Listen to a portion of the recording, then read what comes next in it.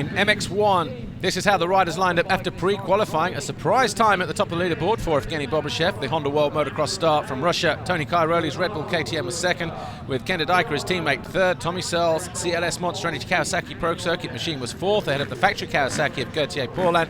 Honda of Max Nagel, Kevin Strybos, Rockstar Energy Suzuki, ahead of his teammate, Clement de Sal, 8th. Guarnieri's Marchetti Racing was 9th, and Rui Gonçalves on the Ice One Racing KTM was 10th. No drama at the start of the MX1 qualifying race though. Tony Cairoli holding the tight line through turn 1, coming from gate 5. And he rounded out the first couple of corners ahead of everybody else. It was the 777 of Evgeny Bobryshev just behind him in second place, with the Suzuki of Clement de Sal in third, as the qualifying race entered the early stages of the race. Stephen Frossard looked to make a good start in fourth position on the Monster Energy Yamaha there, 183, but Tony Cairoli doing what he did on so many occasions in 2012 en route to his 6th FIM Motocross World title.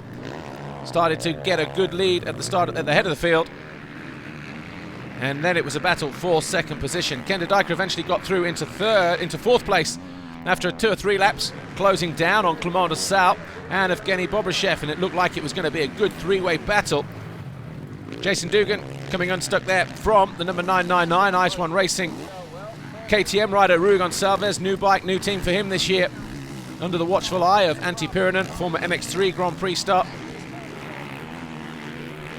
But Rui Gonçalves, though, having to work his way through, but got up to 13th by about lap 3 or 4, and that's where he would stay for the rest of the qualifying race. In fact, the MX1 race was a little bit static, settled itself down after about 4 or 5 laps, but one of the guys who was on the charge was the number 21 factory Kawasaki rider Gauthier Paulin.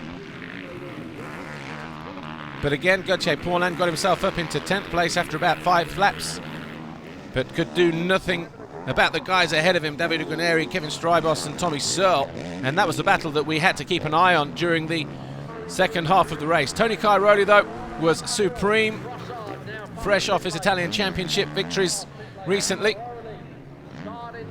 coming here to Qatar, obviously determined to get his World Championship off to the best possible start. Evgeny Bobryshev, though, looking determined on that all-new CRF 450 Honda, from the ground up, using a new shower front fork system as well.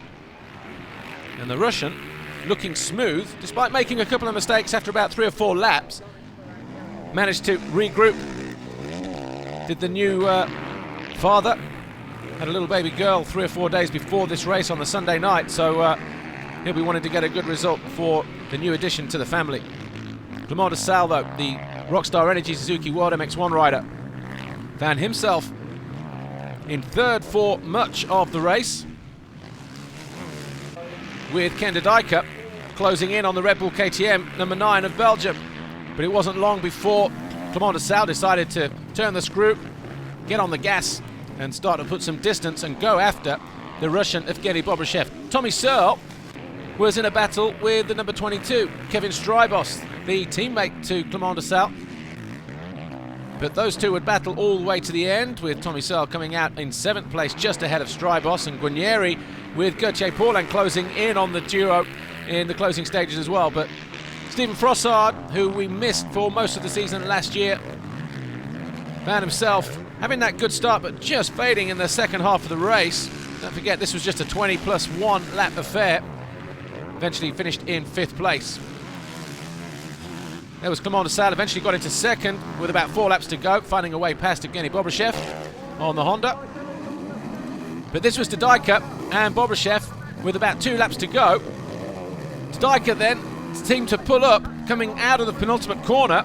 Just got it wrong there, maybe caught a leg. He gave a signal to the mechanic, maybe had a problem with the goggles, who knows. But that was Kenda Dyker's charge for a potential third.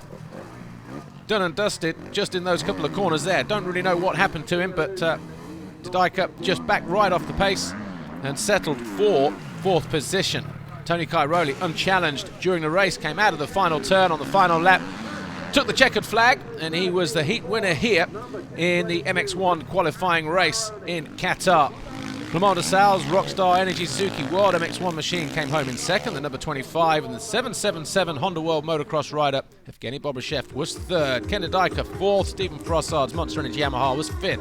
The Honda World Motocross rider Max Nagel was sixth ahead of CLS Pro Circuit Monster Energy Kawasaki Tommy Searle in seventh, with Kevin Strybos Guarnieri and Gauthier Paulin rounding out the top 10. Sean Simpson was 11th ahead of David Philipparts.